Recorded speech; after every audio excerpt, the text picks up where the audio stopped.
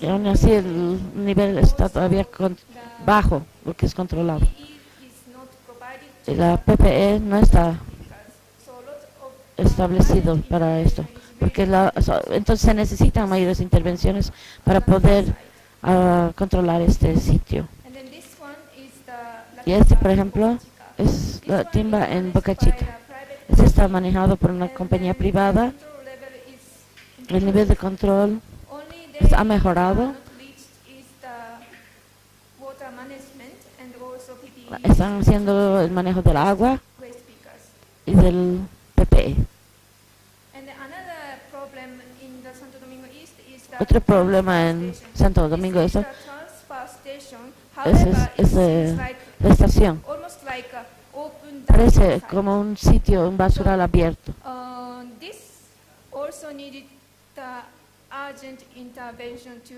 Se necesitan mayores intervenciones para poder mejorar el nivel de control y la situación. Entonces, basado en todos estos datos,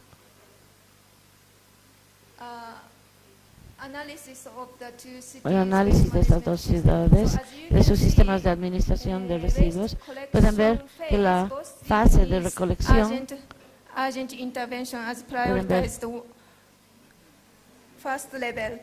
tienen prioridad de nivel 1.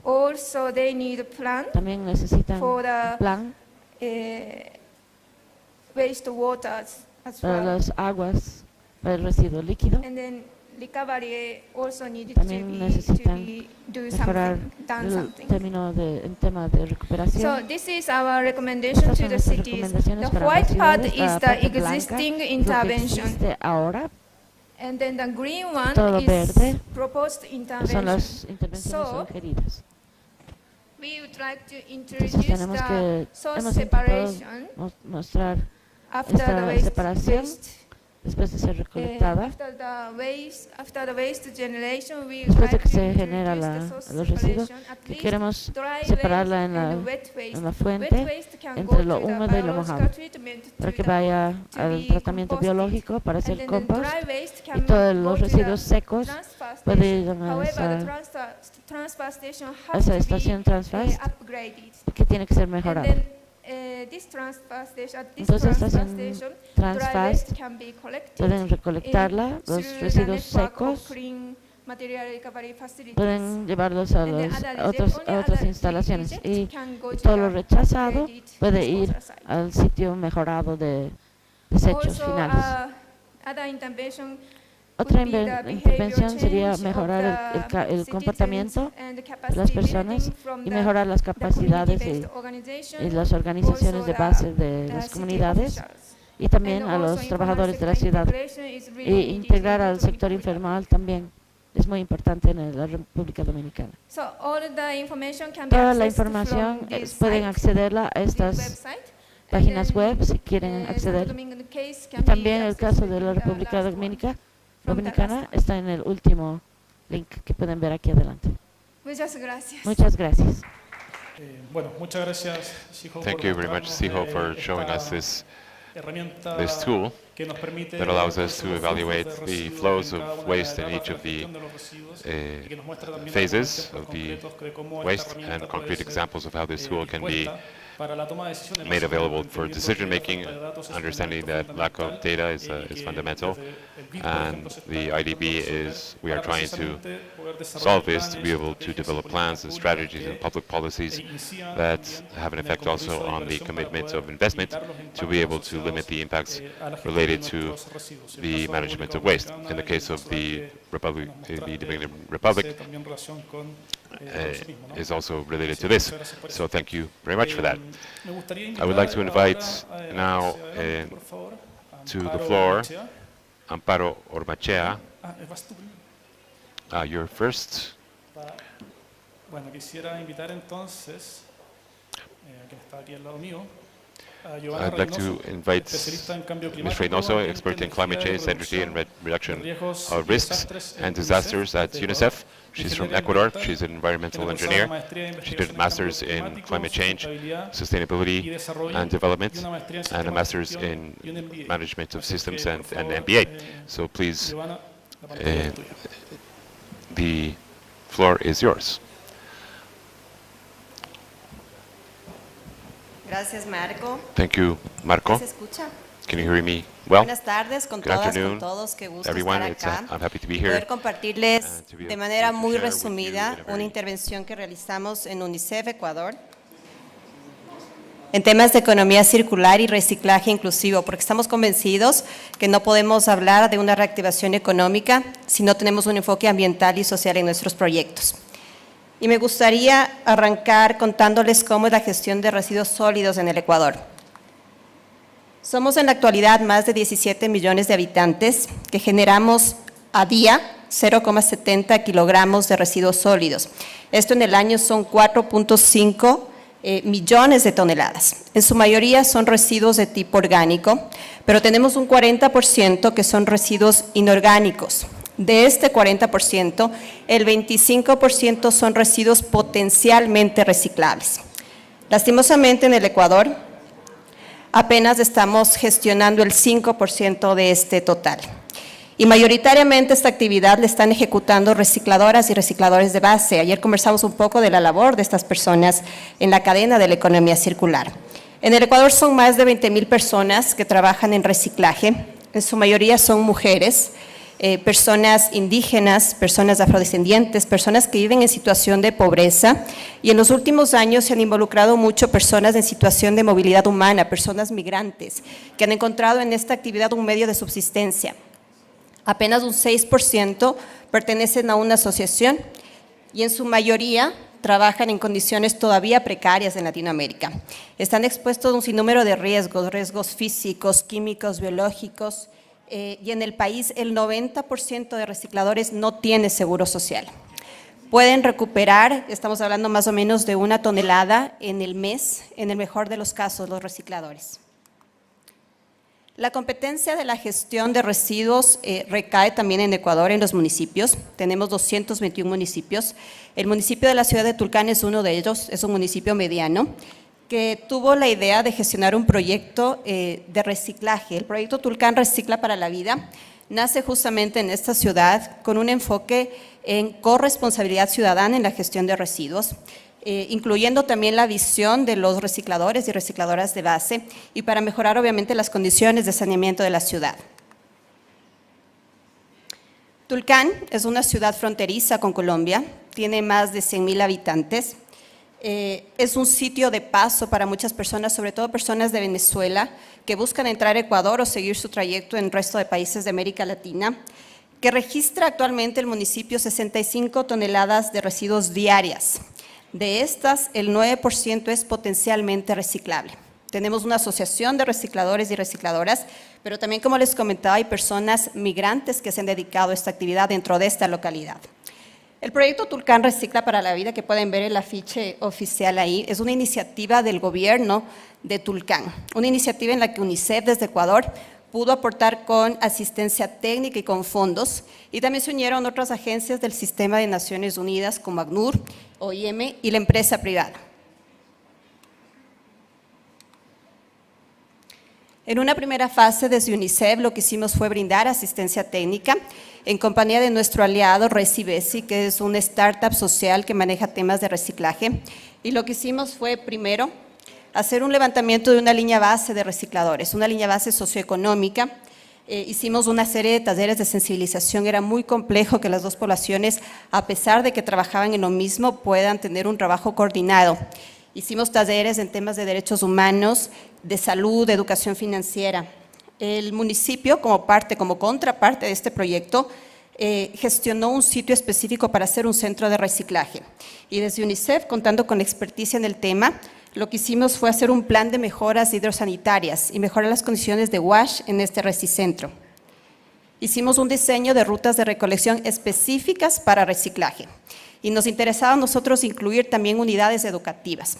En Ecuador manejamos un programa de alimentación escolar que está generando actualmente una gran cantidad de residuos, sobre todo Tetra Pak, y era importante considerarlo al momento del diseño. Y finalmente dimos asistencia al municipio generando un borrador de ordenanza que tenía la perspectiva de reciclaje inclusivo para que lo puedan aprobar en consejo.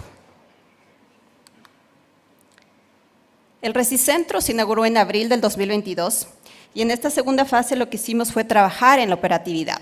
Generamos una serie de manuales, de instructivos, de procedimientos, de indicadores dentro de la parte ambiental, social y económica.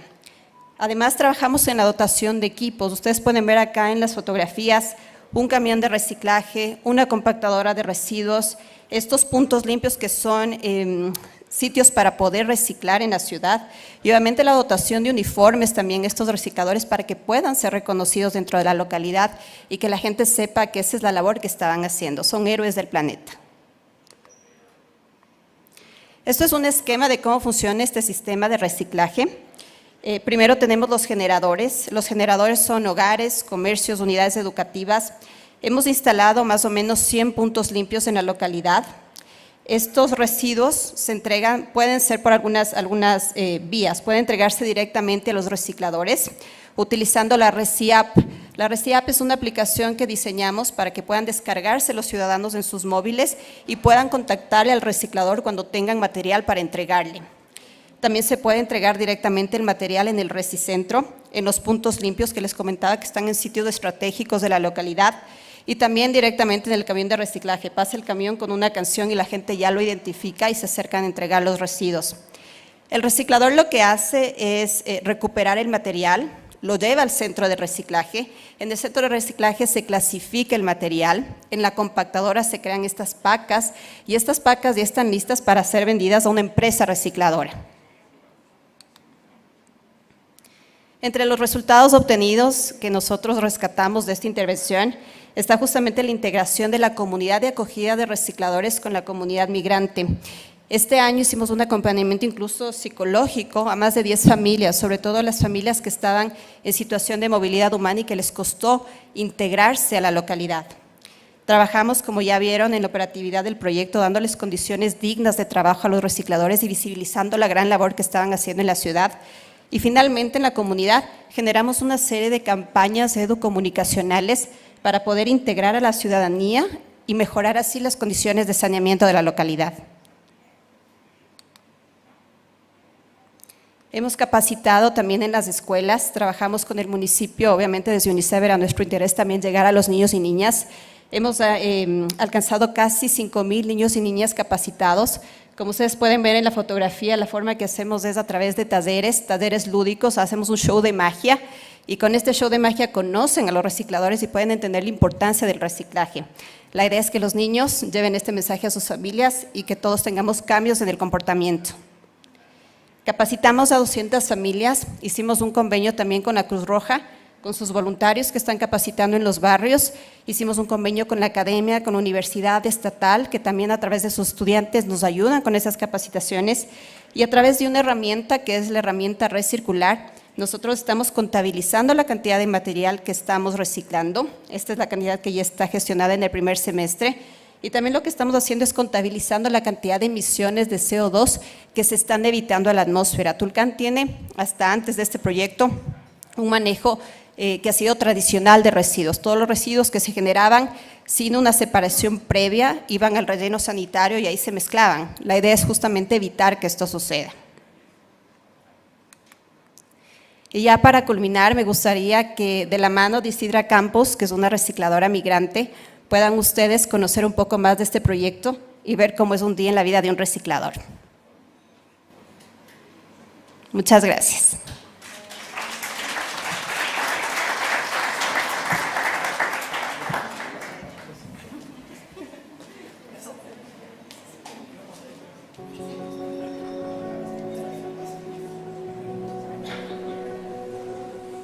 Mi nombre es Jessica y soy recicladora de base.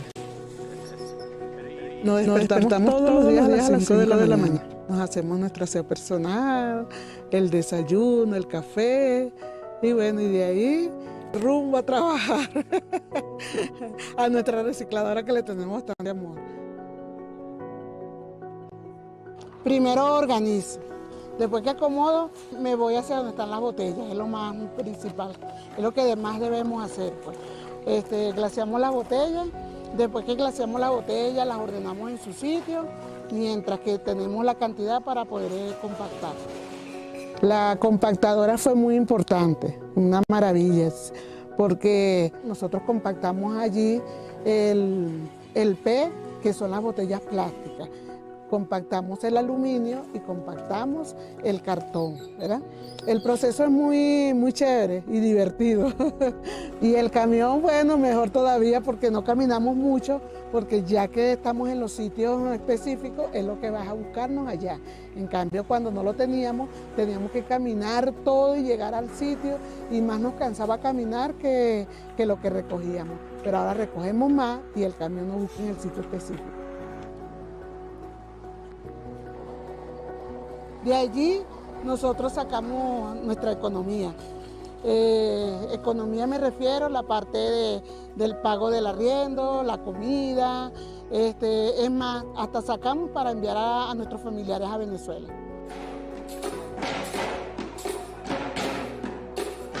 La batucada. La batucada, cuando a mí me dicen por primera vez la batucada, yo no sabía lo que era la batucada, ¿verdad? Es como una banda musical, pero en este momento son instrumentos de reciclaje. Y bueno, pero suena igualito como que si fuera una banda. Maravillosa la batucada, me encantó.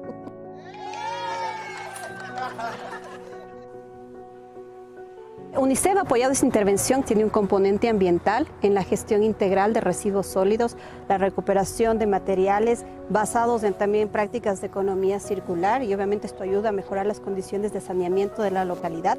Tenemos un componente social de educación a la población, incluyendo niñas y niños en instituciones educativas, y aquí en el Recicentro hemos podido trabajar de manera pacífica y coordinada recicladoras y recicladores de base locales con personas que se dedican a esta actividad y que están en situación de movilidad humana.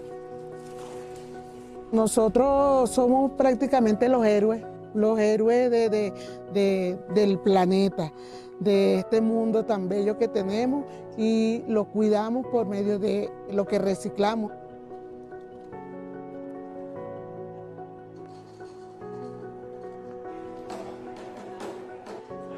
Mi forma de ser siempre ha sido así, creo que es genético. Me gusta transmitirle a los demás que no nada más es sufrir, hay que salir adelante, no hay que decaerse. Si uno se cae, que se cae, pero hay que levantarse con más fuerza.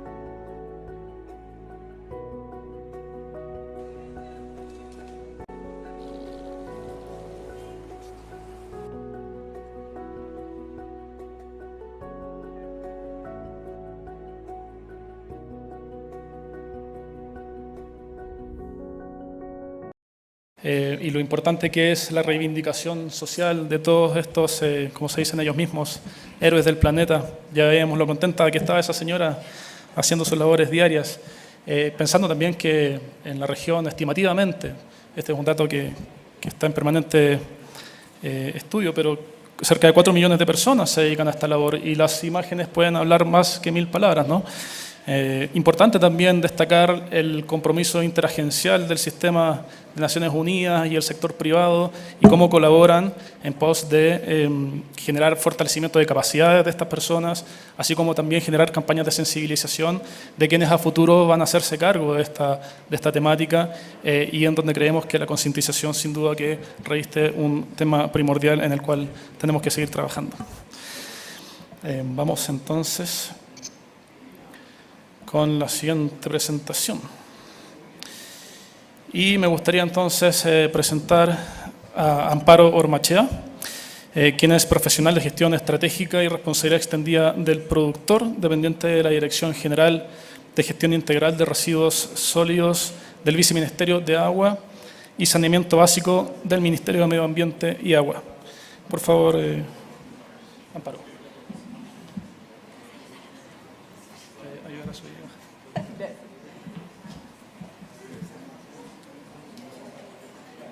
Muy buenas tardes a todos. Bueno, hoy vamos a dar a conocer lo que es la Planificación Nacional para el Cierre Técnico de Botaderos en el Estado Plurinacional de Bolivia. La planificación nacional tiene por objetivo tener un documento donde establezca la planificación para el cierre técnico de botaderos y áreas contaminadas por residuos sólidos. El alcance está dirigido para todos los gobiernos autónomos departamentales y municipales y los lineamientos que se han dado son dos, los cuales los voy a detallar a continuación. El lineamiento es el cierre técnico definitivo del botadero y saneamiento, que considera la no disposición más de residuos sólidos y la rehabilitación de botaderos para convertirlos en rellenos sanitarios. Básicamente son 5 pasos que se tienen y los primeros 3, que es el diagnóstico, evaluación, la identificación de alternativas y el proyecto técnico, que lo hacemos a través de un estudio de diseño técnico de preinversión siguiendo la normativa vigente, que es el Reglamento Básico de Preinversión, el 115. Y pasamos con un proyecto a diseño final a una fase de implementación del proyecto. Bueno, los lineamientos para las departamentales es básicamente el del rol del fiscalizador. Se realiza el control técnico, el monitoreo y seguimiento a los problemas de contaminación y la emisión de las licencias ambientales. Y bueno, el cierre técnico de botaderos está dado, como les decía, en esos 4 pasos, que enseguida los ponemos en un orden de cronología. El primero, el 2021, se aprobó esta planificación a través de la resolución ministerial 269, en el cual establece el 18 de mayo del 2021 los lineamientos y da 5 años para el cierre técnico de los botaderos. Al 2022 se tenían que hacer los diagnósticos y la identificación de alternativas y el 2023 estaríamos con el arranque de los proyectos técnicos y las aprobaciones de las licencias ambientales, para que en un 2024 podamos estar ejecutando las inversiones, en la cual a partir del 2025 podamos hacer las fiscalizaciones a través de las autoridades ambientales competentes y el plazo final para cual tienen que cumplir estos 5 años con el cierre técnico de botaderos es el 18 de mayo del 2026 y tenemos un plazo de 10 años para hacer el seguimiento y control y monitoreo de todos los de la operación y mantenimiento de los cierres de botaderos. Bueno, el sector ha venido trabajando en una planificación a mediano plazo, que es el Plan Sectorial de Desarrollo Integral, en la cual como sector hemos definido y tenemos la política central de la gestión y promoción para la implementación de infraestructuras para el aprovechamiento, disposición final e infraestructuras de residuos sólidos y establecer el régimen de la responsabilidad extendida del productor en armonía con la madre tierra. Quiero recalcar y quiero decir que esto no es solamente un lineamiento, es posible y desde el 2015 venimos arrancando con un programa financiado con un crédito por el BID, en el cual hemos podido lograr estos lineamientos. Como pueden ver en la imagen, este es el cierre técnico de Warnes en Ribera Alta, el cual se ha hecho un cierre definitivo y hemos migrado a un esquema de complejo de tratamiento de residuos y que tiene un programa muy importante también de apoyo a desegregadores, porque todas las personas que trabajaban inicialmente en el botadero de Warnes se iban a quedar sin una fuente de ingreso. Entonces el programa es completo e integral. El complejo de tratamiento de residuos de Popechi cuenta con una celda de disposición final, un relleno sanitario, una planta de aprovechamiento de reciclables, una planta de compostaje y un programa de recicladoras para poderlas incluir y fortalecer. Entonces sí, ya se ha podido hacer realidad todo lo que la normativa establecía. Es así que también en el Plan Sectorial de Desarrollo Integral nos hemos puesto como metas al 2025 desarrollar 4 lineamientos estratégicos, en el cual nuestra prioridad es el desarrollo de conocimiento y gestión de información para fortalecer las capacidades en GIRS, el promover la implementación del cierre técnico y saneamiento de botaderos, promover la implementación del régimen de responsabilidad extendida del productor y el fomento de aprovechamiento y el desarrollo y actualización de instrumentos normativos nacionales de planificación para la implementación de la GIR. Bueno, por último, la política del Estado de Bolivia propone con énfasis que se tiene que dar el cierre de botaderos, precautelando la seguridad hídrica. Cuando nosotros tenemos botaderos controlados, lo que hacemos es que los lixiviados no son tratados y son libremente escurridos en fuentes subterráneas como en fuentes superficiales. En ese sentido, tener una gestión adecuada de gestión integral de residuos es vital para no contaminar los cuerpos hídricos, tanto superficiales como subterráneos. Entonces, la importancia de avanzar en el tema es vital para nosotros y nos hemos fijado como meta al 2026 poder por lo menos avanzar con el 30% de los municipios que puedan hacer la gestión integral de residuos sólidos.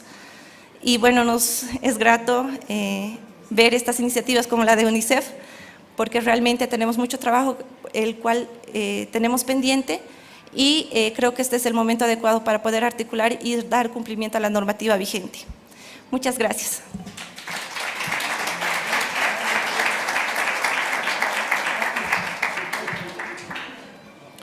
Muchas gracias, Amparo. Se ve que están trabajando fuertemente tanto en estos planes, ¿verdad?, para el cierre de basurales o botaderos, además de la ley REP que va a venir a robustecer también todas estas iniciativas de los planes de gestión integral también que muchos municipios van a tener que trabajar en el país. El 2026 vamos a venir a preguntarles cómo les ha ido. Bueno, vamos a seguir avanzando con la siguiente presentación. Tengo también el honor de poder presentar al señor Carlos Alberto Alba, quien es ingeniero ambiental, licenciado en educación con especialidad en biología y química, maestría también en administración de negocios, en ingeniería de recursos hídricos y con 18 años de experiencia en el sector público. Por favor, Carlos, adelante.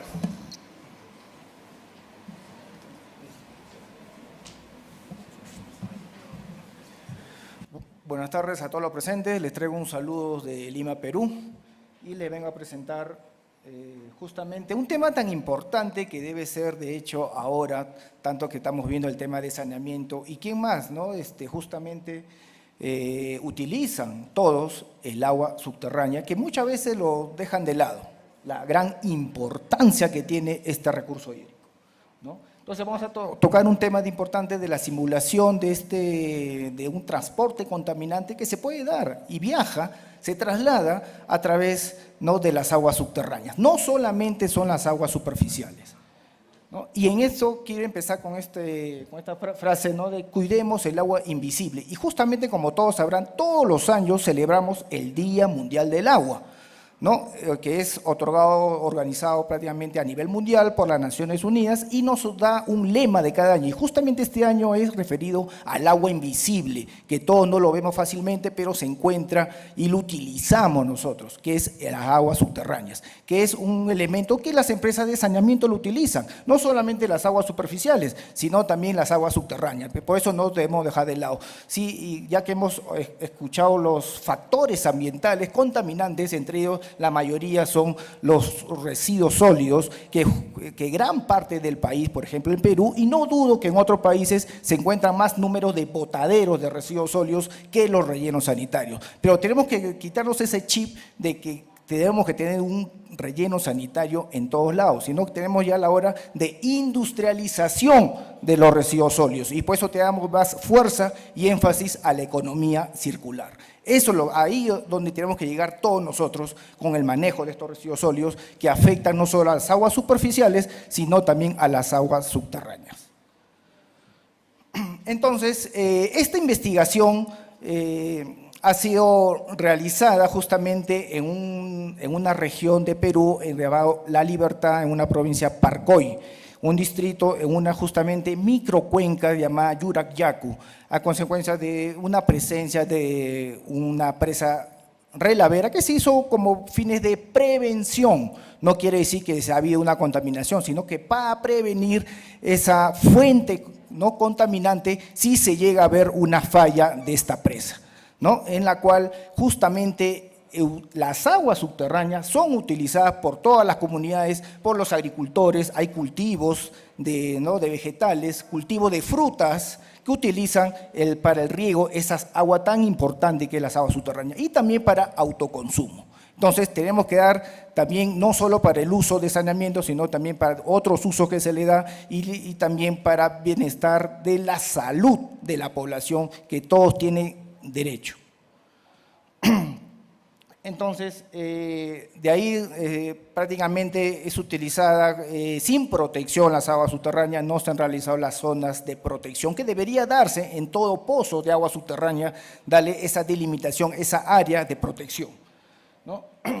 Entonces, esta es un lugar donde se utiliza tanto las aguas superficiales como las aguas subterráneas y justamente en la margen derecha es que se encuentra esa construcción de gran área, ¿no?, de la presa relavera, de las extracciones de explotación minera, como en todas regiones, siempre en la parte alta de toda cuenca se encuentra esto. Entonces, para ahí hay que realizar un estudio hidrogeológico, determinar los parámetros hidráulicos para poder establecer el movimiento, el comportamiento, qué material de la napa freática del acuífero se encuentra para ver la estabilidad, la direccionalidad y el comportamiento de esas aguas, ¿no? Y sobre todo ver, ¿no?, la dirección, cuál es el flujo que recorre esas aguas subterráneas, que lógicamente recorren por debajo también de las presas relaveras. Es por eso que también en los estudios de impacto ambientales se les exige la impermeabilización y siempre la fase de construcción de ingeniería para poder establecer esta parte de la minería. No queremos que se paralicen los proyectos mineros, de hecho necesitamos la minería, necesitamos desarrollar el proyecto, ¿no?, necesitamos el desarrollo de una región, el desarrollo de un país. Por eso necesitamos el desarrollo de una minería, pero con un manejo adecuado, responsable, como tiene que ser, ¿no?, hoy en día, ¿no? Entonces, aquí justamente en esta microcuenca tenemos un acuífero libre, ¿no?, que se ha determinado con este tipo, ¿no?, de presencia de arena con limo, y prácticamente el flujo es de la parte prácticamente con una pendiente adecuada casi al 1%,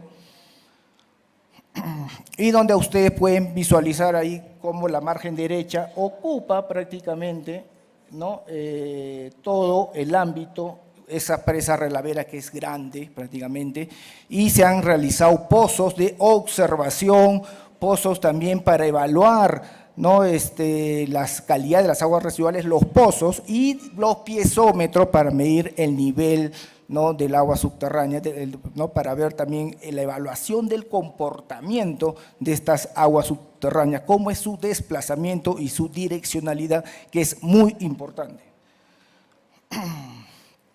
Para ello hay que hacer un modelamiento de qué elementos intervienen en esta microcuenca, ¿no?, cuáles son los flujos que alimentan las aguas subterráneas. No solamente hablamos de las precipitaciones, sino también hablamos de las aguas subterráneas que recargan esta parte de las aguas subterráneas. Entonces, aquí vamos a visualizar prácticamente que una vez que se tiene, ¿no?, la pluma contaminante, una descarga de un elemento de metal, ¿no?, que llega, por ejemplo, sembramos una pluma de una concentración, ¿no?, al agua subterránea, y esa agua subterránea, ¿cuál es el flujo? ¿Cuál es el medio con que se desplaza? Es a través de las aguas subterráneas. Muchas veces en el subsuelo, ya con el subsuelo, el lixiviado, con la fase de las diferentes fases, va a retener la contaminación, pero no, de todas maneras va a llegar y se va a desplazar, ¿no?, como ya se ha habido en algunas evaluaciones, ¿no?, en las evaluaciones de diferentes pozos, de cómo va esa calidad, y de todas maneras se está afectando y no es que se está disminuyendo. Entonces, esa agua que está escurrido, ¿dónde llega? Entonces llega necesariamente a los focos de llamada, que es los mismos pozos, que la misma población lo extrae, y ellos son prácticamente los perjudicados. No solamente la población, sino los productos agrícolas, la ganadería, donde obtenemos la carne. Entonces, todo eso entra prácticamente a la cadena trófica. Para ver la simulación necesariamente tenemos que haber cálculos de ingeniería y dadas las facilidades ahora de los grandes, de los softwares sofisticados, tenemos esa facilidad que nos brinda para poder conocer, ¿no?, el movimiento a partir de los parámetros hidráulicos del agua subterránea, ¿no? Entonces tenemos que hacer el diseño, ¿no?, la infraestructura, el comportamiento, por dónde se va a desplazar esa agua subterránea, ¿no?, tanto siempre en ambas márgenes de los ríos, que son los que recargan, ¿no?, el agua, y también donde se encuentra la fuente contaminante, entre comillas, que puede afectar ese recurso, ¿no? Entonces, agregamos ahí los parámetros hidráulicos, que es la conductividad hidráulica, para ver la velocidad, cuál es el movimiento, la capacidad que tiene ese flujo en transportar el agua subterránea, y también el material, ¿no?, del agua del acuífero con que se tiene el coeficiente de almacenamiento, para poder conocer el material, ¿no?, qué tanto almacena el recurso agua, ¿no? Hay que conocer la ruta, el desplazamiento, cuál es el desplazamiento, prácticamente el flujo que se le da el agua subterránea en todo el recorrido de las fajas, de las ambas fajas marginales, en este caso de la cuenca. También hay que conocer la topografía y la geomorfología de esa infraestructura, ¿no? Entonces, ahí hacemos una simulación de un sembrado de una concentración, por ejemplo, de 12.000 miligramos de litro, sea pues de un metal, puede ser de arsénico o de cobre o de cromo total, ¿no?, de cómo en este caso va a desplazarse en estos focos, en estos pozos, ¿no?, y donde nos damos cuenta que a los 750 días está avanzando, ¿no? Depende de las concentraciones, como está iniciándose, la concentración es más alta, y entonces se está desplazando en estos, llegando al primer foco, al segundo pozo de observación, el primero, el segundo, y después llega al tercer pozo de observación, ¿no? Y así se va desplazando este flujo en la pluma contaminante que está, ¿no?, en caso que haya una falla. Por eso es importante la vigilancia, la supervisión en estas instalaciones mineras, que muchas empresas mineras lo tienen y lo realizan y lo desarrollan muy bien, por eso no tienen graves problemas, ¿no? Pero nunca hay que confiarse en ello, y por eso parte del plan de mitigación y de prevención es necesario esta evaluación del recurso hidrogeológico de los acuíferos, ¿no? Entonces se va desplazando y se va, de todas maneras, todo el contaminante llega a todo el espacio donde es explotado esas aguas subterráneas. ¿Y quiénes se perjudican? Son las comunidades, los que utilizan prácticamente este recurso. Entonces ahí nace prácticamente el conflicto socioambiental, comunidades con empresas. Entonces eso también se tiene que evitar. ¿Por qué? Porque el agua también, o si no, una empresa de saneamiento que puede utilizar esa agua subterránea para potabilizarla, igual le va a perjudicar tanto en gastos, consumo para poder tratar esa agua, ¿no? Entonces, ahí también arroja una gráfica de cómo es la concentración conforme en el tiempo, ¿no?, que se va incrementando, ¿no?, y conforme se va desplazando, de todas maneras lleva esa concentración que diminutivamente, ¿no?, se va reduciendo, pero igual va a abarcar en el transcurso de todo el flujo, el recorrido de esas aguas subterráneas, ¿no? Entonces, para eso, ante una situación de una contaminación de las aguas subterráneas, no es que vamos a perderlo y dejemos que se vaya. Entonces, hay que unos pozos extraer esas aguas, tratarlas y reinyectarlas. Hay que reinyectar esas aguas tratadas de las aguas subterráneas, porque tenemos que salvar esas aguas subterráneas, ¿no? Muchas veces se han dado autorizaciones por aguas para reinyección de algunas empresas petroleras cuando hacen la explotación, extraen el hidrocarburo, dejan vacío, entonces las aguas tratadas lo reinyectan en ese mismo pozo donde están explotando las empresas petroleras. Entonces, de igual manera, ¿no?,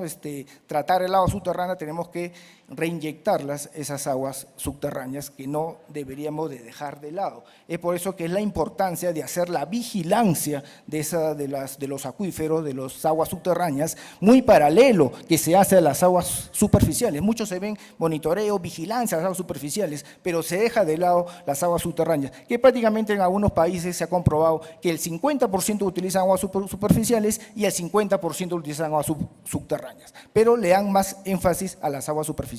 Y estamos hablando en gestión de recursos hídricos, aquellos donde se encuentran los flujos, contamos también aguas superficiales y aguas subterráneas. Entonces no tenemos que darle importancia a las aguas subterráneas, identificando las fuentes contaminantes que se encuentren a los alrededores, ya que no es necesario la distancia de esa fuente contaminantes. Entonces, ya que viaja necesariamente, y lo hemos comprobado, lo hemos visto, que viaja ese contaminante, esa pluma se ingresa a las aguas, al acuífero, y ahí donde después se genera. No solamente con una presa relavera, que fue un ejemplo, sino también con los grandes botaderos, residuos hospitalarios que también son arrojados en botaderos, y ahí viene el flujo contaminante, ¿no? Y ahí no queremos un conflicto socioambiental, enfrentamientos, que la población ejerza total autonomía y justicia en mano. Eso no queremos, una guerra civil como casi iba a suceder en Perú, ¿no? Entonces, ese es el alcance de este tema tan importante sobre las aguas subterráneas. Gracias.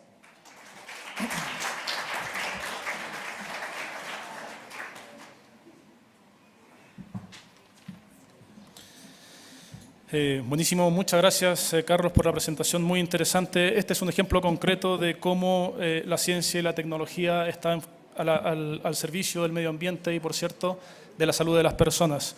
Se supone que tenemos que hacer una conclusión final ahora, pero me gustaría llamar a quienes han sido expositores. Carlos, bueno, Amparo se fue.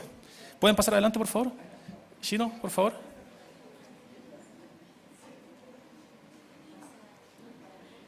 Sí, ustedes son los expositores que quiero que me acompañen con esto.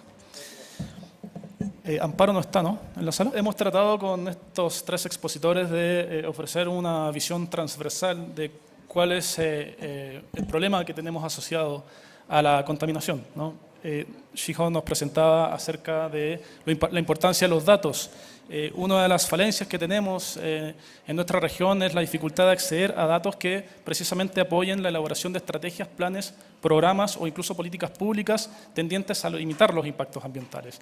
Luego también tenemos la visión del apoyo que el Sistema de Naciones Unidas puede hacer en las comunidades con el fortalecimiento de capacidades, con la integración con el sector privado, además de pensar también en nuevos conceptos de economía circular y cómo eso se va imponiendo en la sociedad. Tenemos también la presentación de un caso específico que perfectamente podría ser replicable para controlar los basurales a cielo abierto y los contaminantes que pueden derivar también de eso. Cómo la ciencia está al servicio también del sector ambiental y la salud pública. Entonces, desde esa perspectiva, hacerles una consulta muy breve y desde su experiencia, ¿cuál es el principal desafío para enfrentar la contaminación asociada a los impactos asociados a los residuos sólidos o a los contaminantes que en alguna medida pueden dañar finalmente la salud pública? Partamos por ti. Gracias, Marco. Desafíos muchos, pero yo creo que todo parte de un cambio del comportamiento de la gente, de la comunidad, y ese trabajo de manera sinérgica que se tiene que hacer, no solamente esto es una responsabilidad evidentemente de los municipios, es una responsabilidad de todos y todas los ciudadanos, y en ese sentido creo que tenemos que cambiar mucho, cambiar los comportamientos, cambiar los hábitos de consumo, consumir local, reducir nuestra generación de residuos y obviamente de esa manera también colaborar con esta economía circular que se tiene que ver ya obviamente en los municipios. Perfecto.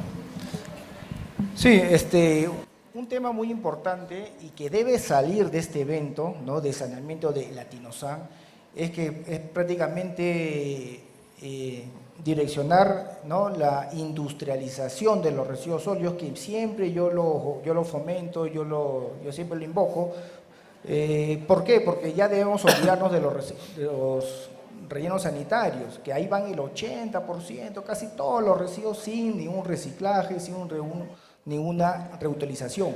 Debemos de pensar que el relleno sanitario tiene que ir el 5% de los residuos sólidos, al menos lo que ya escapan prácticamente de ser reciclados. Ahora justamente tenemos residuos de aparatos eléctricos, electrónicos, muchos tienen los celulares, ¿qué hacen? Los arrojan, entonces ya hay una norma sobre esto, donde se recupera el cobre, el fierro, el aluminio, entonces para poder reutilizarlos.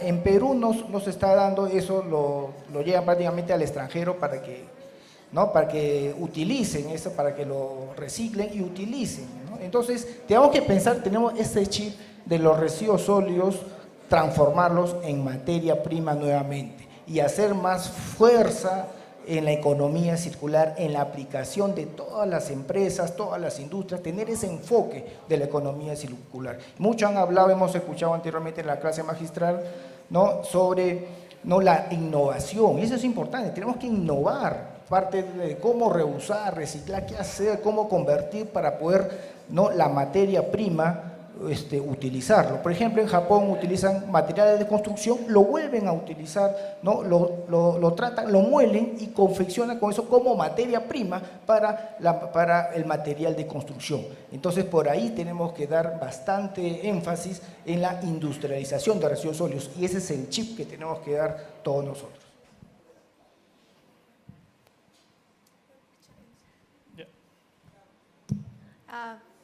I think the big challenge in this region is I can choose one.